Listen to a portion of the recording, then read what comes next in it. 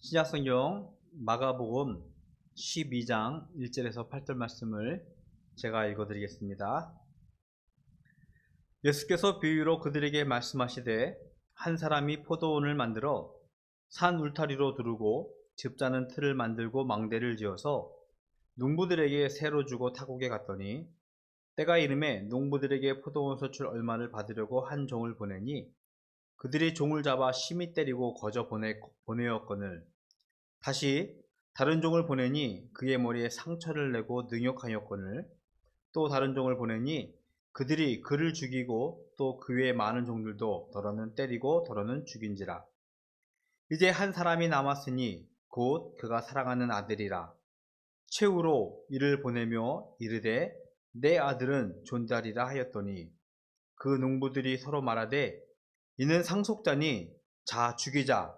그러면 그 유산이 우리 것이 되리라 하고 이에 잡아 죽여 포도원 밖에 던져뒀느니라. 아멘. 지난달이었습니다.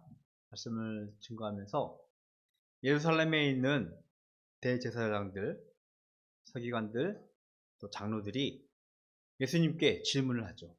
당신의 권위가 어디 있느냐라고 묻습니다. 예수님은 그들에게 세례 요한의 근거가 무엇이냐라고 질문을 하면서 내 근거가 어디에서 왔는지 말씀을 하지 않으십니다. 그러면서 예루살렘의 종교 지도자들과 예수님과의 긴장이 유지되고 있었습니다. 오늘의 본문의 말씀은 그 예수님의 긴장 이후에 계속해서 그들에게 하시는 예수님의 비유의 말씀입니다. 예수님은 이미 하나님 나라를 비유의 말씀으로 많이 가르치셨어요.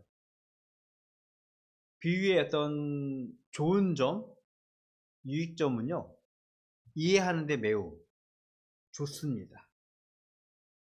우리가 그냥 설명하는 것보다 비유로 설명할 때, 왜냐하면 비유는 우리 주변에 있을 수 있는 일들, 우리가 목도하는 일들을 경험으로 이렇게 추정해 빌어오기 때문에 이해하기 쉬울 뿐만 아니라 때로는 깊은 감동과 인상을 남겨줄 때가 있어요. 목사들이 그런 얘기를 많이 합니다. 설교를 막 하다가 비유 하나를 들 때가 있어요. 근데 교인들은 설교를 다 듣고 나서 다른 건 다 잊어먹고 비유만 기억한다고. 그래요. 비유는 때로는 이해를 돕기도 하고 더 깊은 감동과 인상을 남길 수가 있습니다. 오늘 그 비유의 말씀입니다. 한 사람이 있었습니다. 그 사람은 큰 땅의 주인이었던 것 같아요. 근데 이 사람이 포도원을 만듭니다. 근데 오늘 1절에 보니까 포도원을 구체적으로 만들어요. 산 울타리로 두르고 경계를 짓는다. 그리고 집자는 틀을 만들고 망대를 만들어서 농부들에게 세를 주고 타국으로 외국으로 갔다라고 성경에서 기록을 하고 있습니다. 당시에 포도원을 만들 때 이런 모습은 그렇게 흔치 않는 표현이라고 하더라고요. 울타리를 두는 거 보면 이해되지만 집자는 틀, 망대를 짓는 것까지는 흔치 않는 일이지만 분명한 것은 산 울타리로 땅의 경계를 만들어서 그것이 포도원임을 알리고 농부들에게 세를 주었다는 것입니다. 구약의 성전, 성막이라고 표현을 하고 있습니다. 그것은 하나님이 임재하는 것이고 하나님이 임재하면서 이스라엘 백성들의 걸음을, 그들의 삶을 인도하는 곳이었어요. 그런데 그 성막이 세워지는 곳은요, 그것이 거룩한 땅이라고 우리가 불리우고는 있지만 정말 그 땅이 이 땅과 구분되어져서 또 특별한 성분의 것이냐? 그렇진 않아요. 성막을 세우면서 기둥을 박고 텐트를 치면서 이것이 구분되어졌음을 백성들에게 알리는 겁니다. 포도원의 산 울타리를 두른 것은요, 세상 가운데 있었지만 그들과 구분된 장소라는 것을 알리는 거예요. 그리스도인들에게 요구되는 중요한 삶 가운데 하나는 거룩입니다. 근데 그 거룩은 이렇게 표현을 종종 했는데, 우리가 과거 조선시대 선비처럼 뛰지 않고 경박하지 않게 목소리도 근엄하게 하는 그런 거룩이 아니라 세상과 구분되었다는 것이 거룩이라고 성경에서 가르치고 있습니다. 즉, 산 울타리를 둘렀다는 것, 성막으로 구분되었다는 것, 그것이 세상과 다른 구분이라는 것을 우리는 기억해야 한다는 것입니다. 포도원을 농부들에게 세를 주고 떠났던 주인이요, 때가 이르러서 그 포도원의 소출 얼마를 얻으려고 종들을 보내기 시작합니다. 농부들이 땀을 흘리면서 농사를 지었겠죠. 그리고 포도원에서 포도를 내고 포도주도 만들었을 것입니다. 근데 기억해야 합니다. 그 포도원의 주인은 따로 있었어요. 비록 농부들이 땀을 흘렸지만, 비록 그들이 거기서 농사를 지었지만, 그 땅은 주인이 따로 있었고, 그 주인이 종을 보내서 땅의 소출 얼마를 얻으려고 했어요.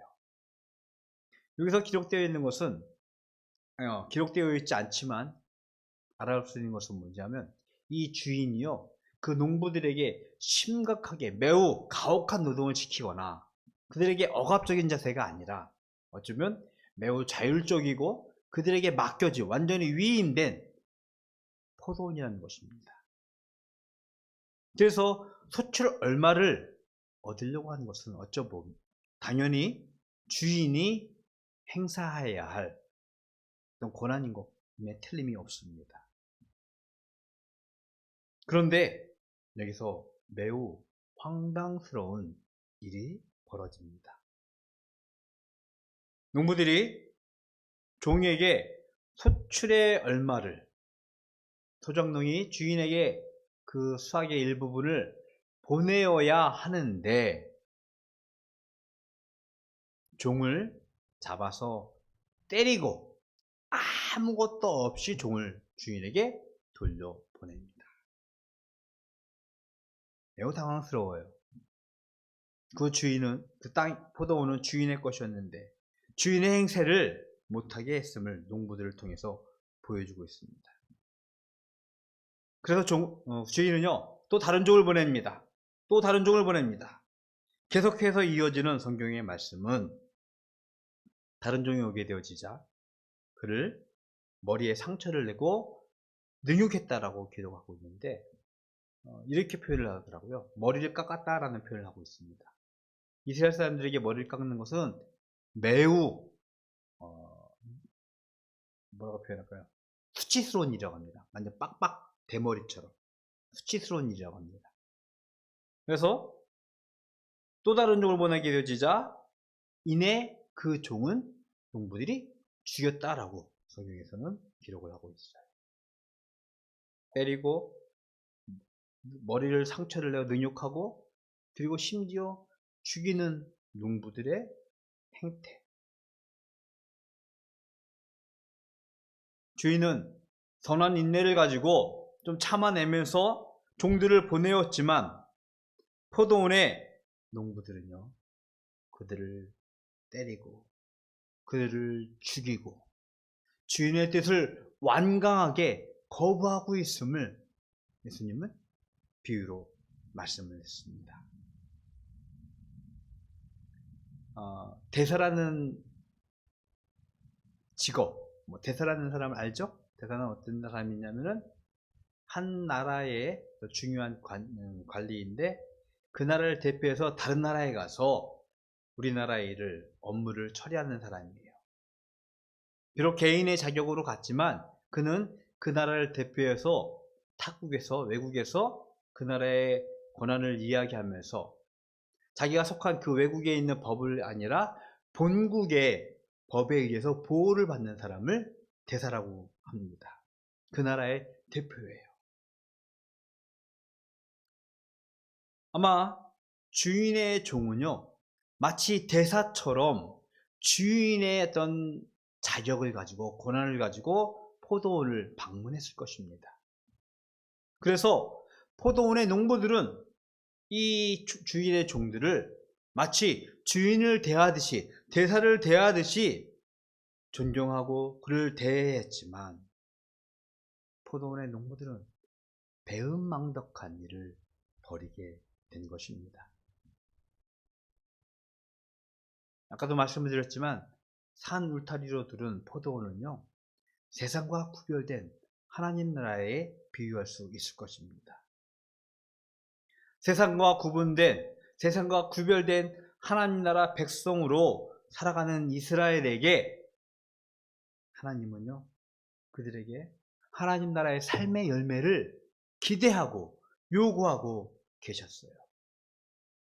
그래서 하나님은요, 그의 종들을 계속해서 보내십니다.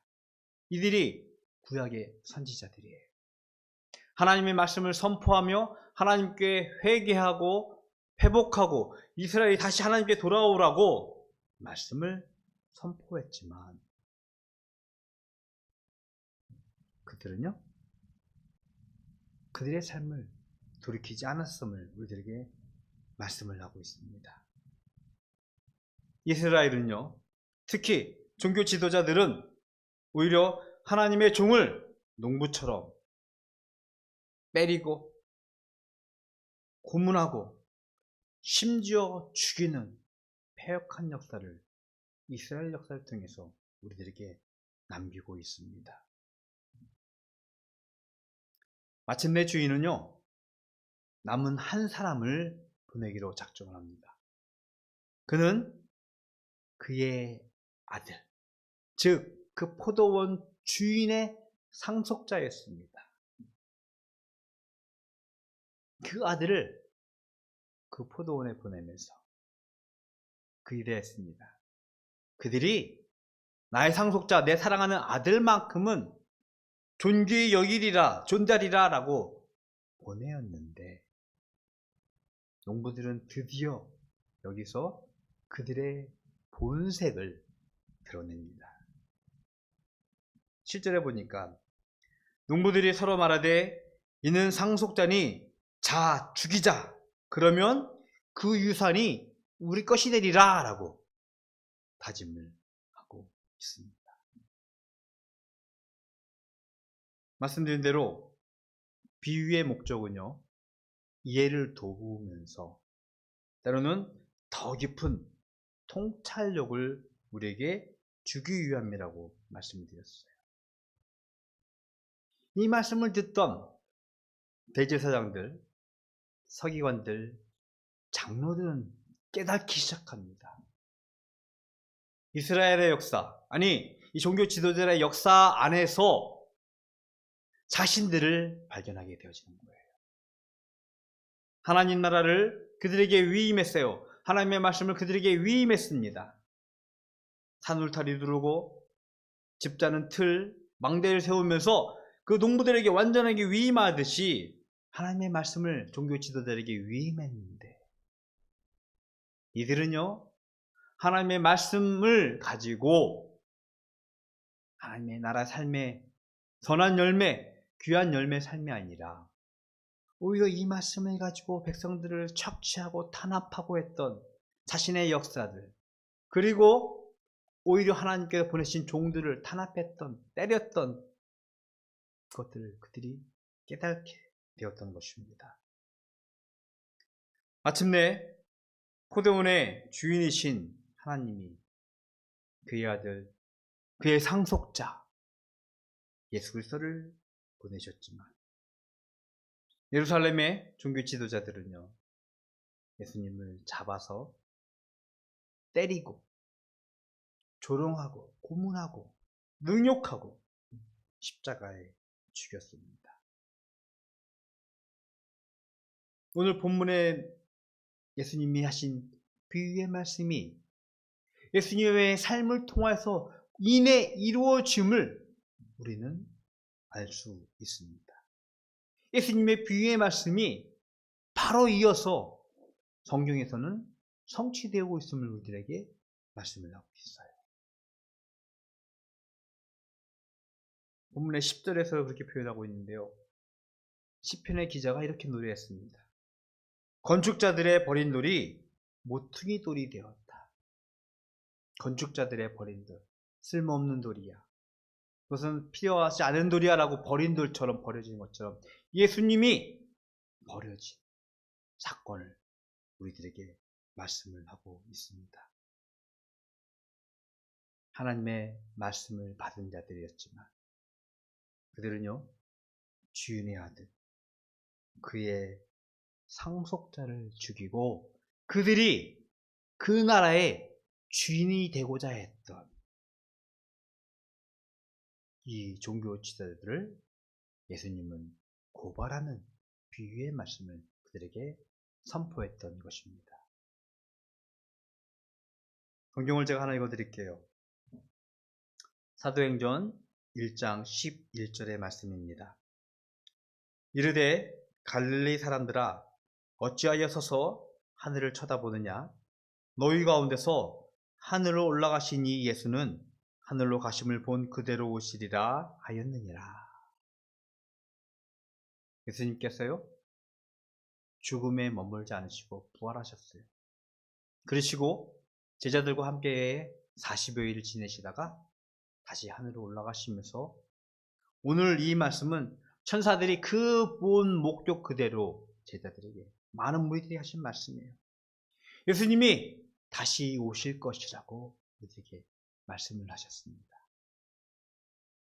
이것은 하나님이 다시 우리들에게 그의 아들을, 상속자를 보내실 것이라는, 때가 이르는 심판의 때를, 마지막 때를, 하나님의 때를 우리들에게 말씀하시는 것입니다. 주인의 것을 맡아서 관리하는 것을 청직이라고 합니다. 오늘 등장하는 포도원의 농부들은요, 청지기의 삶을 살았어야 됩니다. 주인의 것을 맡아서 관리하는 일이었는데, 마찬가지로 저와 여러분은 다시 오실 예수님, 그분의 오실 때까지 하나님의 것을 위임받아서 이 땅에서 관리하고 도맡아 책임져야 하는 청지기의 삶을 살아야 되는 줄로 믿습니다. 그렇다면 청지기에게는요, 우리에게 맡겨진 것들을 우리는 확인할 수 있어야 됩니다.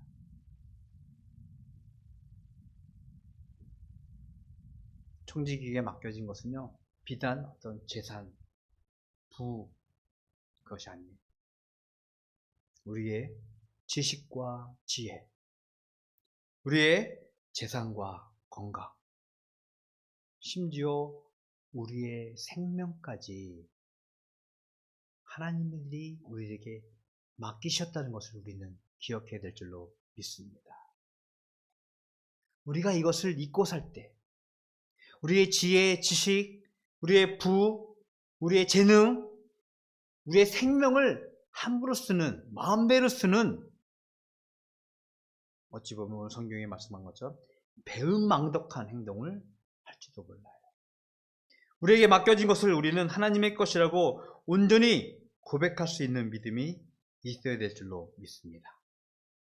그리고 그것을 하나님의 영광을 위하여 충성스럽게 사용할 수 있는 믿음을 구해야 될 줄로 믿습니다.